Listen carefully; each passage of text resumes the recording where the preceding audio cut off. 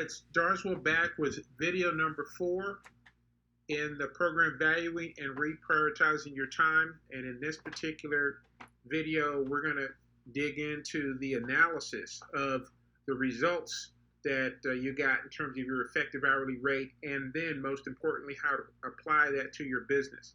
As you go through this, it will become easier to grasp and understand and begin to realize exactly how this can have a huge impact on your success. As a recap, in terms of calculating effective hourly rate, I want to go back and have everybody remember the information about Dimitri, because we're going to use him as the example as we've been doing. So the business that he runs has revenue of $2 million per year. Dimitri estimates that he works 300 days a year and on average works 10 hours per day. So if you simply multiply those two together, that means he works 3,000 hours a year. If you divide the revenue of the company, which is the $2 million, by the total number of hours that he works, in simple terms, and this is just a marker, is that an hour of his time is worth $667 per hour, which is a very attractive hourly rate. There are very few lawyers I can think of that are anywhere near $600 an hour. So a great rate. Of course, he's the CEO of this company. So you should have completed this analysis. What we want to do at this point is to talk about your effective hourly rate. So tell me, what did you end up with? Were there any surprises that you had in terms of your calculations? Did you think it was lower than you would have expected? Is it higher than you expected? Here's the bottom line. It doesn't matter which one it is. By the time that we're finished with this video, you'll be able to make smarter decisions about how you use your time, and that's really what it's all about. What we're going to do now is share with you how to increase your effective hourly rate. It's a pretty simple 4-step process. We're going to talk through it here. I'm going to show you the calculations, and you're not going to actually need to do anything until the end of the video when you fully understand this. So let's start with the 4 steps. Step 1 is, I need you to make a list of your mundane monthly tasks. These are things that don't require a whole lot of high-level thinking, or at least not the sort of high-level thinking that you can't get someone else to do with appropriate training. Step 2 is, I want you to estimate the time you spend on each one of those tasks in a given month. We're going to look at payroll in a minute for Dimitri, where he estimates he spends 4 hours a month on payroll. So that would be an example. Third, we want you to estimate the hourly cost to delegate that task. So instead of you doing it, you're going to give it to somebody. What do you have to pay that person to get them to do the work instead of you? And then number 4 is to calculate the monthly cost of each task. So it simply means you're going to take the number of hours, you're going to take the cost for somebody to do it, multiply the two together, and you'll have the number that we're seeking. I want to clarify what I mean by an estimated hourly wage. What I'm asking you here is, how much would you pay to have someone else do the work? This is important work for the company. It just does not rise to the level of something that you should do versus giving it to someone else. That's what's critical about this. And so we're going to take one of Dimitri's tasks so that you better understand what I'm talking about. And I have already shared with you that we're going to talk about payroll. Dimitri is working on the payroll every single month. He estimates it's 4 hours a month that he spends on payroll. He has concluded that for 20 hours, for $20 an hour, he can get someone else to do the work instead of him. Real simple. 4 hours, and he's decided that for $20 an hour, he can get someone else to do it. So that's a cost of $800. For a cost of $800, Dimitri can get back 4 hours. And let's remember that the value of Dimitri's hour is $667. Are you beginning to see the compelling opportunity that exists? At this point, what we want to do is talk about perceived value and how it impacts behavior. I want you to go back and remember the story I told you about the pizza and the 2 bottles of alcoholic beverage. One was a modest price wine, and the other one was an expensive bottle of champagne. For most of us, because we understand the value of that champagne versus the value of the pizza, we would say, we're not going to drink the champagne with the pizza, we'll have the modest price bottle of wine, because our perceived value impacts our behavior. This particular analysis is going to bring that exact same point home in Dimitri's work, and it's the same ideas you're going to use in your business. So let's take a look here. In this first column is a list of tasks that Dimitri has determined he'd like to delegate. They include employee payroll, bookkeeping, typing letters, managing his schedule, completing expense reports, and handling mundane phone inquiries. Not the important stuff, but the mundane inquiries. These are things that he's concluded that he should delegate. He's concluded that he actually spends 28 hours a month and 336 hours a year on these particular tasks. Now, those numbers may seem large or may seem small to you, but this number right here is really amazing. If you consider the fact that Dimitri, on average, says he spends 10 hours a day at work, if you take that annual number of 336 hours, Dimitri is spending more than a month, 33 days, on these mundane tasks. A full month plus on these mundane tasks. I'm certain that you can see the power of doing this analysis when you consider the fact that this is just a massive leak of time. So let's continue with this analysis.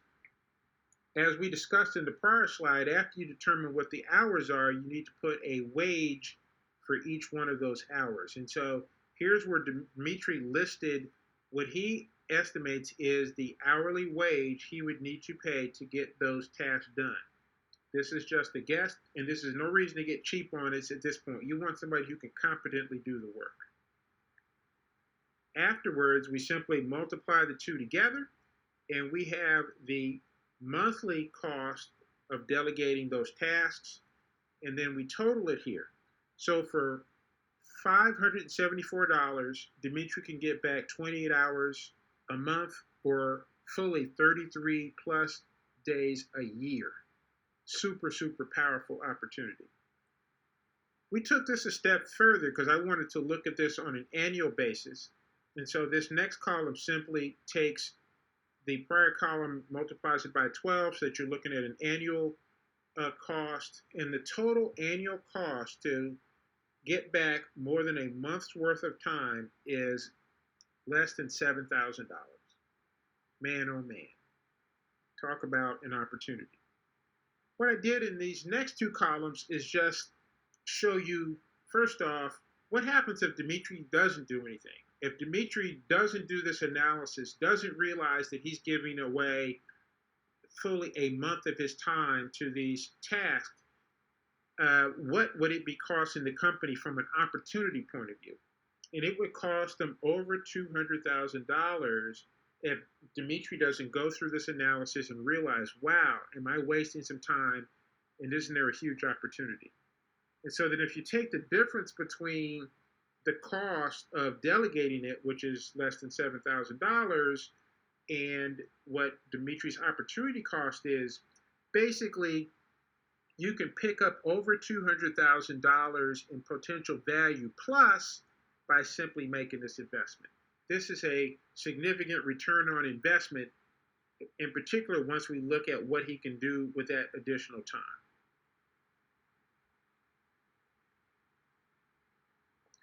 Okay, so we're now in the area of talking about opportunities that you are missing because you're not using your time properly. In Dimitri's case, we've established the fact that he's got 28 hours per month, which is more than a full month a year of time that he can get back.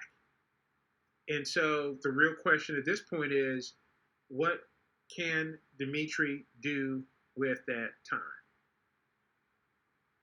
And so here's what Dimitri came up with. This is what he decided to do with his extra time. He developed 2 new programs that he estimates will increase the revenue of the company by $300,000. They're a new product upsell strategy and a new customer loyalty program. And he says that those 2 activities, his estimate will increase his revenue by $300,000. So instead of being a $2 million revenue company, he'll be a $2.3 million revenue company, which is a 15% increase in revenue by simply focusing his time and energy on high value situations. So remember that Dimitri's effective hourly rate used to be $667 an hour. It has risen to $767 an hour. And that's because you take the new revenue of $2.3 million and you divide it by the same 3,000 hours. He was working the same 3,000 hours. It was just that he was spending 336 of those hours on ridiculously mundane tasks. And so same amount of hours, collected $2.3 million, $300,000 more. So therefore his effective hourly rate rose by, $100. Now here's what's so truly powerful about this is that after he implements these new strategies that put $300,000 in incremental revenue into the business, he still has that time for some other project. So this is not like a one-shot deal of recouping that. He puts this program in place and then he can do something else with his time. So this is an exceptionally powerful strategy that can make a huge impact in any business. And so the question now is, how much time can you find? This is not about Dimitri. This entire exercise was to give you an example. What we want is for you to uncover where you can create greater opportunities for yourself. So you first have to do the analysis in terms of your mundane tasks, determine what that's worth, but then the question is, what are the high value opportunities where you can redirect your time? Or what are the personal or family activities that you'd like to participate in? These are your opportunity costs, and this is really the essence of making more money in less time. So let's talk about this list of mundane tasks. And I've created this. It came with the lesson. I've given you some space here at the very bottom for you to add a couple of others. You can even add items that are not directly business related, but they take you away from the office. For instance, dog grooming or going to the cleaners. You may conclude that I should pay somebody to do that and invest time in either personal activities with family or invest it in your business. We've discussed this across from each one of these items, and these may not apply to you. Again, this is my list. You need to create your own. Determine how many hours per month you spend on each one.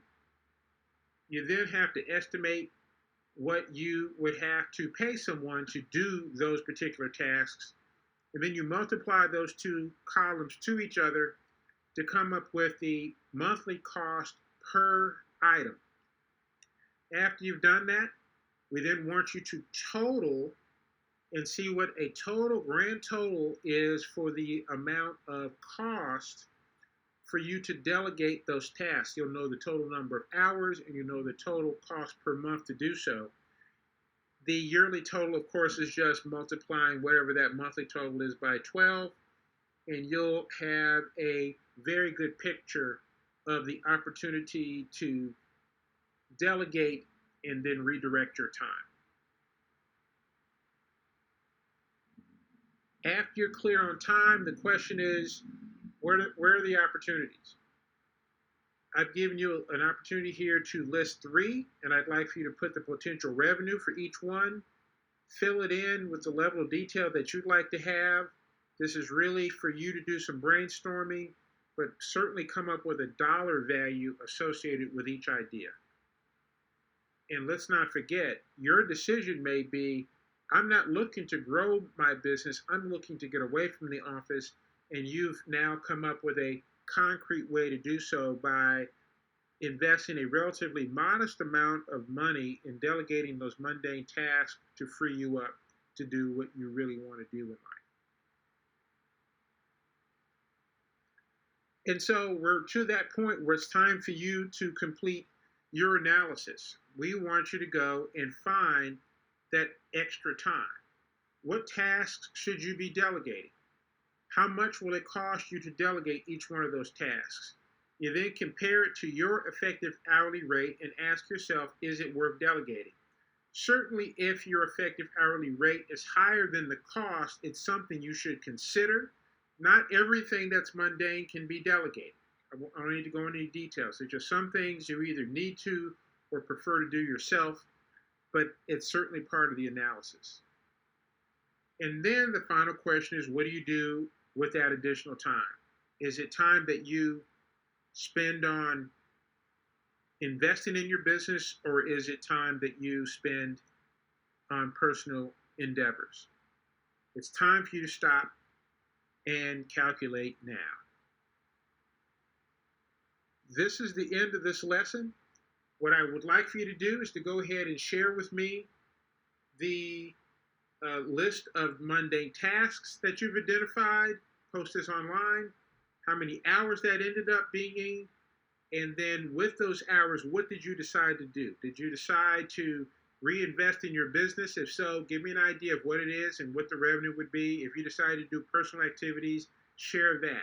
This is what I'd like to learn, and I certainly think that other people going through this process would love to hear that. And by the way, one of the things I do with my free time is I go to the gym. And so this is an additional emphasis for you to say, let me get busy with doing this analysis, because there are other things that you'd like to do other than the same old boring, mundane things. In the next lesson, which will be our final lesson, I'm going to address some frequently asked questions and then have some final comments. That's it. Get to it, do your analysis, and I look forward to seeing you in the next video.